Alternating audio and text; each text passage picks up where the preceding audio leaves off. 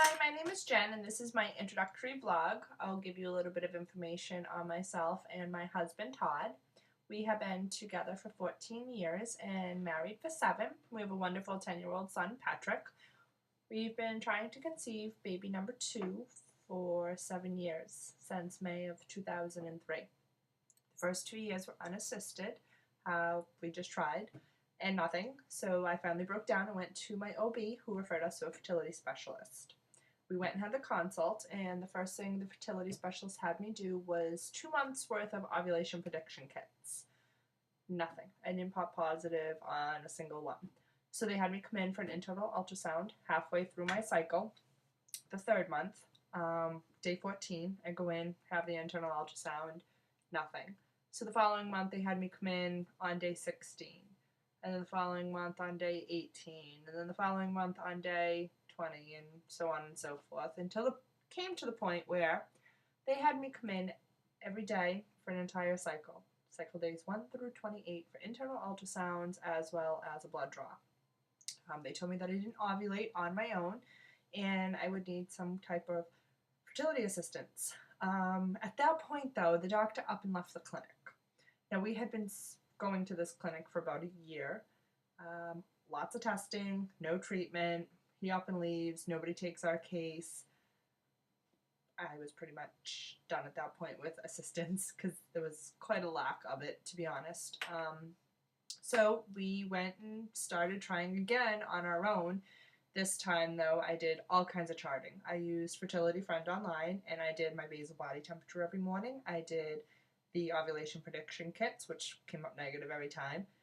We did, I felt my cervix, cervical mucus, timed intercourse, everything that we could possibly think of. I was reading all kinds of things online, and nothing for another 2 years.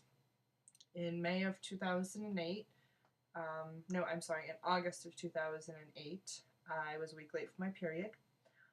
Then I started bleeding heavily, and for a very prolonged period of time, based on my cycles and stuff, I knew something was wrong. So I called the doctor, my regular OB. She had me come in and they did a panel of blood work and found leftover pregnancy hormones. I had miscarried. I didn't even know I was pregnant. At that point, I gave up. I didn't want to do it anymore. Didn't want to have to go through that again. It was horrific. The testing that had been done with the prior fertility specialist, I just left a really bad taste in my mouth and I just didn't want to go through it anymore. April of this past year, 2009, I ran into a little girl she's not so little, but a girl I used to babysit for. Her mom was a nurse practitioner that saw me through my first pregnancy. I asked her where her mom was now practicing. She gave me all of her information. I called and I set up my yearly physical in June with her. So I went to that appointment and she asked me straight out if I wanted to have another baby. And I immediately burst into tears and I said yes. She marched me across the hall and introduced me to the fertility specialist that she works with. I was very reluctant, but I set up an appointment for my husband and I to meet with him. We went and we saw him on June 25th of 2009 and we both fell in love with him. He's wonderful. Really made us feel very comfortable, at ease. Took the situation seriously, but still lightened it up a little bit to not make it as uncomfortable as it was. So I had all kinds of issues getting my paperwork transferred from the first fertility specialist over to this new person. So we didn't actually start treatment until July. But as soon as he had all of my paperwork, he immediately put me on Clomid. We did the Clomid challenge. So I started 100 milligrams of Clomid on cycle day 3. And I took it through cycle days 8, and then I went in on cycle day 9 for a blood test. They were comparing my levels. We did this a couple of times so that they could get an accurate measure of where my hormone levels were. In September, I was told that I have underactive thyroid, so they put me on 25 micrograms of levothyroxine a day. That has actually, I'll be honest, been a blessing in disguise. I used to have to take a nap like every afternoon at 2 o'clock, take like a 20-minute power nap, just to make it through the rest of the day. I had a hard time losing weight, my hair was falling out, my skin constantly, like, ridiculously dry. So after a couple of months on this, in addition to being on Clomid with intercourse, we decided to step up the game a little bit, and in November, I went for my first round of IUI. So we did a Clomid round with the IUI because we couldn't get Caremark to get me the Gonal-F injections in time, or the Ovidril trigger either. So we did the Clomid with the insemination, and it was an absolute horrible experience. I went in for the insemination, which all went well. About 3 hours afterwards, I started cramping severely, and I could not walk for like 36 hours afterwards. I didn't want to do that again. But so, anyway, December comes. It came out negative, obviously. December comes, I start my December cycle, and I'm on the Gonal-F now. I have all the injections, the Ovidril trigger, everything I need. So I start the Gonal-F injections. Halfway through the cycle, my life just was so busy. Photographer, Christmas coming up, you know, that's like really my busy season. I was shooting.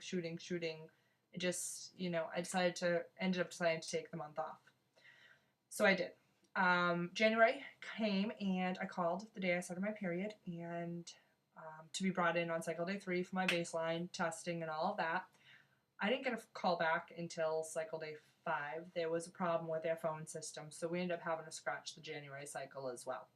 So now February, here we are, bringing me up to date. I started my period, and I started the Gonal-F injections on cycle day 3, as well as the baseline testing and whatnot. I had my second round of IUI done yesterday, and I spoke to the tech before she did it, and I explained everything, the pain, the cramping, the not being able to walk. She said, you know, my body could be overly sensitive. They could not have, you know, not all of the semen could have came off of the sperm, which can sometimes irritate the system in addition to whatever else is mixed in. A variety of reasons why that could have happened. It didn't happen this time. I'm actually feeling so much better. I was a little exhausted yesterday afternoon. I did end up taking a nap for a little while, but other than that, I'm feeling really good. Very minimal cramping, a little bit of discomfort, but nothing bad. I'm very optimistic and positive for this cycle. I'm really hoping that this one takes. If not, I do have to do one more round of IUI in March before we can move on to IVF. Insurance regulations have to do 3 rounds. I go again on March 9th for my blood test, and we will go from there and see what happens. So that is my story in a nutshell, and I appreciate you watching, and as soon as I have more information, I'll update again. Thank you.